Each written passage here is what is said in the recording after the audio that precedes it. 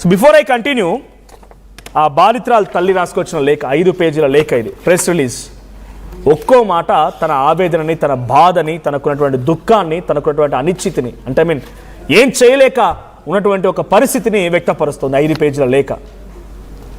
నా కూతురుని ఎలా మెంటల్గా హరాస్ చేశాడు, మెంటల్గా ఎలా తన వైపుగా తిప్పుకున్నాడు, ఆ తర్వాత ఏ రకంగా అమ్మాయిపై ఫిజికల్ హరాస్మెంట్ చేశాడు, ఏ రకంగా అఘాయిత్యానికి పాల్పడ్డాడు, ఎక్కడెక్కడ అఘాయిత్యానికి పాల్పడ్డాడు. నా కూతురు నాకు చెప్పినప్పుడల్లా కంటి వెంట నీళ్ళు ఆగడం లేదని చెప్తూనే తన 8వ పాయింట్ ఇక్కడ చూడండి.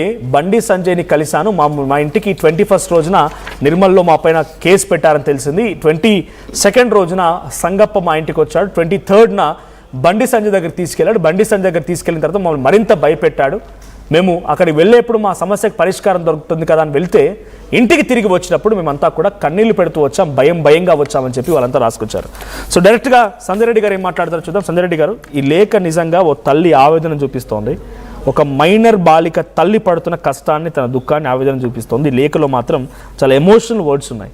ఎలా ట్రాప్ చేశాడు, లేకపోతే ఎలా అమ్మాయిని మెంటల్గా తన వైపు తిప్పుకున్నాడు, ఆ తర్వాత ఎలా హరాస్ చేశాడు, బండి సంజయ్ ఏమన్నాడు, తర్వాత ఏం జరిగింది మొత్తం రాసుకొచ్చారు ఈ లేఖ ద్వారా. మీరు ఓ తల్లే, మదర్ ఫౌండేషన్ చైర్పర్సన్గా ఉన్నారు. ఈ లేఖను చూసిన తర్వాత మీకేమనిపించింది? అంటే ఒక ఆడపిల్ల కన్నా తల్లి కానివ్వండి, మామూలుగా మేము కూడా ఫౌండేషన్ నడుపుతుంటాం కాబట్టి చాలామంది సింగిల్ పేరెంట్ వాళ్ళని చూస్తుంటాము, అమ్మాయిలకు కూడా చూస్తుంటాం. ఒక తల్లి బాధ అయితే ఒక ఆవేదనని, అది కాదనం. అయితే కొన్ని సందర్భాలలో అమ్మాయిని మనం జాగ్రత్తగా పెట్టుకోవాలనేది కూడా కొంతమంది కాలర్స్ చెప్తున్న విషయము. మనం కూడా గతంలో కూడా చెప్పినాం, అమ్మాయిలు జాగ్రత్తగా ఉండాలి.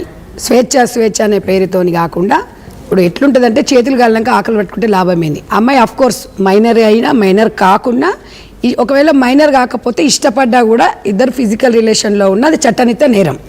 ఒకవేళ మైనర్ కాదనుకోండి, మేజరే అనుకోండి, ఇష్టపడి ప్రేమించి ఉండొచ్చు, నాకు అతను కావాలి అని ఆమె ఇష్టపూర్వకంగానే. ఇప్పుడు అసలు ఈ మీడియాలో కూడా చాలామంది ఏమంటున్నారంటే ఒక్కొక్కటి వీడియోస్ రిలీజ్ చేస్తున్నారు. ఆ అమ్మాయి కారు నడుపుతున్నట్టుగా, గెస్ట్ హౌస్కి పోయినట్టుగా, వాళ్ళు అన్నం తినిపించినప్పుడు ఈమె తినిపించింది, ఆయన తిన్నాడు. అయితే ఇక్కడ కొంతమంది భూతద్దంలో అమ్మాయిదే తప్పు, అబ్బాయిది ఏం తప్పు లేదు అని మాట్లాడుతున్నారు. నేను అనేది ఏంటంటే, ఒకవేళ మైనర్ బాలిక, సరే మనకే ఇంకా క్లారిటీ రాలేదు, నాకు తెలిసిన సమాచారం ప్రకారం అయితే ఇది ఆ అమ్మాయికి అయితే ఇంకా 18 కంప్లీట్ కాలేదనేది. ఆ అమ్మాయి పుట్టింది 12/8/2010లో. అంటే ఇప్పుడు 2026 అంటే మనకి ఇంకా అమ్మాయి 16 ఏళ్ళు ఉంటాయి. అయితే వీళ్ళు ఎప్పుడు అప్లై చేసుకున్నారు? రీసెంట్లీగా 11/5 మొన్ననే ఇష్యూ చేశారు. ఇది తెలంగాణ గవర్నమెంట్, ఇది సర్క్యులేట్ అవుతుంది. ఇది కూడా దాని ప్రకారంగా 11వ తారీఖు మొన్న మేలో వచ్చింది. అయితే ఇది ఈ కాపీ ఇచ్చారనమాట. సరే, ఇది తప్పెట్లుంటుంది? ఒకవేళ ఆమె ఎక్కడ పుట్టిందో, సరే ఆమె ఎక్కడో హాస్పిటల్లో పుట్టిందంట, అక్కడికి వెళ్తే తెలిసిపోతుంది. అదైతే ప్రామాణికం కదా. ఇంకా గవర్నమెంట్ ఇచ్చిన సర్టిఫికెట్ ఇక్కడ పుడితేనే అది మనకు రికార్డ్ చేసుకుంటారు కాబట్టి ఇదైతే మరి దీని ప్రకారంగా మాట్లాడుకుంటే మైనర్. అయితే ఈ మైనర్ అమ్మాయిని ఇద్దరు కలిసి ఒక బెడ్రూమ్లో ఉండి తినిపించినప్పుడు ఈమె తినిపిస్తుంది, ఆయన తిన్నాడు, వద్దు అనలేదు. ఇద్దరు తల్లి కూడా ఏం రాసుకొచ్చిందంటే, తన వైపు తిప్పున్నాడంట. కమ్యూనికేట్ ఎట్లా చేశారంటే, ఎడ్యుకేషన్ చాలా వాల్యూస్తో నేను నా కూతురును పెంచుకున్నా. సో బండి Bhagirath during the year of 2025 normal interaction start అయింది. ఇప్పుడు ఒకటి చెప్పనా నాన్న, నేను ఒక ఆడపిల్ల, నేను ఒక తల్లి హృదయం ఉంది నాకు. కానీ ఇప్పుడు నా బిడ్డను చాలా బాగా పెంచుకున్నా అంటే, ఇప్పుడు చాలామంది ఏమంటారంటే, అంత పెంచుకున్న దానివైతే ఒక పద్ధతిగా ఉన్నదైతే 16 ఏళ్లకు ఫామ్ హౌస్కి ఎట్లా పోయిందని అంటారు. అది లోకంలో మనం ఉన్నది మాట్లాడాలి. అయితే ఆమె ఏంటంటే జాగ్రత్తగా ఉండాల్సింది. ఇప్పుడు మైనర్ కాబట్టి తల్లికి అన్ని తెలిసే పంపించింది అన్నప్పుడు తల్లిదండ్రులు కూడా చట్టనిత్య నేరం. అది ఎవరైనా కానివ్వండి. ఇప్పుడు ఇద్దరు అబ్బాయి అమ్మాయి ఇద్దరు ప్రేమించుకున్నా కూడా ఇద్దరిది తప్పే, ఏది చట్టం దృష్టిలో. మీకు వాళ్ళిద్దరికి ఇష్టపడే, వాళ్ళ అబ్బాయి చెప్తున్నాడు, మేము ఇద్దరం ఇష్టపడే ప్రేమించుకున్నాము అని చెప్తున్నాడు, ఇద్దరం ఇష్టంగానే తిరిగినామని. వాళ్ళ మదర్ కూడా బగ్గి అంటుంది. అంటే ఒక రిలేషన్ ఏ రకంగా ఉంది అనేది మనం చూసినాం. అయితే వీళ్ళకి ఎక్కడ చేడింది అనేది అర్థం కావట్లేదు. ప్రేమించుకున్నప్పుడు సరే రాసుకొచ్చిన ప్రకారం చెప్తున్నాం. మీరు కూడా లెటర్ చదివే ఉంటారు. సో నార్మల్ ఇంటరాక్షన్ కాస్త ఏమైందంటే ఎమోషనల్ డిపెండెన్స్ పెరిగిందంట, కాన్స్టెంట్ కమ్యూనికేషన్లో ఉన్నారంట, ఎమోషనల్ అష్యూరెన్స్ వచ్చింది, రిపీటెడ్ పర్సుయేషన్ వచ్చింది, సస్టైన్డ్ పర్సనల్ కాంటాక్ట్ ఎప్పుడు ఫోన్ లో మాట్లాడుతుండేవారు, చాట్ చేస్తుండేవారు, ఇంకేదో ఆడియో ఏదో కూడా వచ్చినాయి. హాస్టల్ దగ్గర కూడా ఉంటే కూడా ఇతను వెళ్ళడము చేయి కోసుకోవడము అనడం ఉంది. అంటే ఆ అమ్మాయి కూడా లండన్ కి ఎటో వెళ్దామని ప్రయాణం స్టార్ట్ చేద్దాం అనుకుందంటే సోషల్ మీడియా సర్క్యులేట్ అవుతుంది, బికాస్ మనకు తెలియదు కాబట్టి. నువ్వు వెళ్తే నువ్వు శంషాబాద్ ఎయిర్పోర్ట్కి వెళ్ళే లోపే నా శవాన్ని చూస్తావు అని చెప్పి చెప్పినట్టు ఈ అబ్బాయి. ఇప్పుడు అదే అంటున్నా, మరి ఇంత మంచిగా ఉన్నారు కదా, ఇంత అదే ఉన్నారు కదా, నువ్వు మేజర్ అయిన తర్వాత లేకపోతే ఒక 2 సంవత్సరాలు ఆగిన తర్వాత పెళ్లి చేసుకుందామని చెప్పొచ్చు కదా. ఈ అబ్బాయి ప్రేమించి, సరే మైనర్ పక్కన పెడదామండి, అయితే ఇప్పుడు మేజర్ అయితే మాత్రం అంటే అమ్మాయిలని మనం వాడుకొని అంటే వదిలేస్తే మరి అది కరెక్టా సమాజం చెప్పాలి. సరే అందరికి పిల్లలు ఉన్నారండి, మైనర్ అయితే నిజంగా మరి ఈ ఫొటోస్ అన్ని ఎట్లా బయటకు వస్తున్నాయండి? రాకూడదు కదా, అది చట్టనీత నేరము. ఎందుకు బయట పెడుతున్నారు? ఒకవేళ మేజర్ అయినా కూడా ఇద్దరు ప్రైవేట్స్కి సంబంధించిన ఫొటోస్ని కూడా బయటికి చూపించే రైట్ ఎవరికి లేదు, వాళ్ళ అనుమతి ఉండాలి.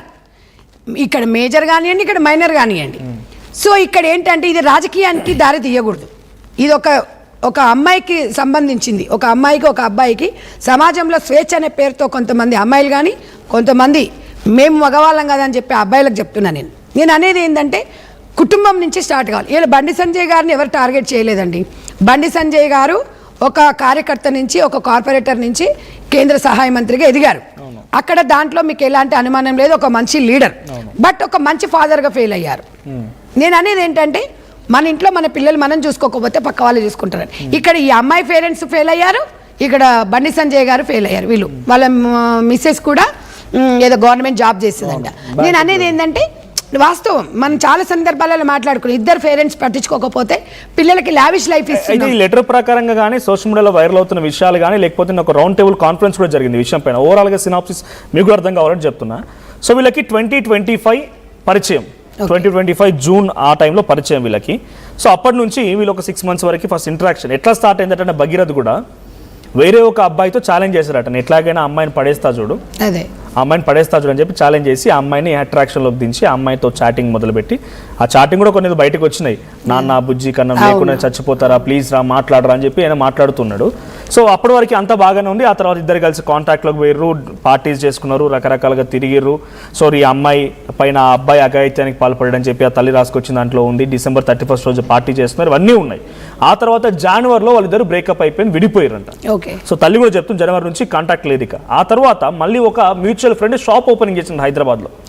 ఒక షాప్ ఓపెనింగ్ చేస్తే ఆ షాప్ ఓపెనింగ్ అన్ని కూడా ఫ్యాక్ట్స్ మీ దగ్గర నా దగ్గర లేవు, బట్ సోషల్ మీడియా సర్క్యులేట్ తర్వాత చాలా మంది చెప్తున్న మాటలు. ఆ షాప్ ఓపెనింగ్ దగ్గర వెళ్ళిన భగీరథ్ మళ్ళీ ఏం చేసిందంటే అమ్మాయితో ఆల్రెడీ బ్రేకప్ అయిపోయిన అమ్మాయి కూడా సేమ్ ఫంక్షన్కి వస్తే, చూసినావా నేను చెప్పింది చేసిన, నీకు ఛాలెంజ్ చేసిన అమ్మాయి పడేస్తా అని చెప్పి అమ్మాయిని పడేసిన అమ్మాయితో తిరిగిన చూడని ఫోటోస్ చూపిస్తూ వాళ్ళ ఫ్రెండ్స్తో సర్క్యులేట్ చేయడం మొదలుపెట్టింది. ఈ అమ్మాయి ఏమనుకుంది, సరే వచ్చినావు మాట్లాడినావు అంతా అయిపోయింది. అంటే ఈ రోజులలో మైనర్ అమ్మాయిలు కూడా కొంత మెచ్యూర్డ్గా ఆలోచిస్తున్నారు, వాళ్ళ మైండ్ సెట్ కూడా పెద్దగా ఉంటుంది. సో తర్వాత ఇవన్నీ సర్క్యులేట్ చేసేసరికల్లా అమ్మాయి కొంత ఇన్సెక్యూర్ ఫీల్ అయింది. అరే నాతో మాట్లాడిండు, మొదటి వరకు బాగానే ఉండేవాడు, వద్దన్నాడు, సరే వదిలేసుకున్నా, ఇప్పుడు బయట సర్క్యులేట్ చేస్తుండేమని అని చెప్పి పరేషన్ అయిపోయింది. అమ్మాయి వెంటనే ఇంటికి వెళ్ళి విషయం మొత్తం చెప్పడం మొదలుపెట్టింది. అప్పటి వరకు ఫ్రెండ్స్గా ఉన్న వాళ్ళు మాట్లాడుకోవడం లేదు, ఫ్రెండ్సా లవ్వా, ఆయన ప్రామిస్ చేసిండా, ఆ అమ్మాయికి తెలియాలి, ఈ ప్రామిస్లో ఈయనకి తెలియాలి ఏం ప్రామిస్ చేసిండు అనేది, బట్ బయట మాత్రం పెళ్లి చేసుకుంటాను ప్రామిస్ చేసిండు అనేది చెప్తున్నమాట.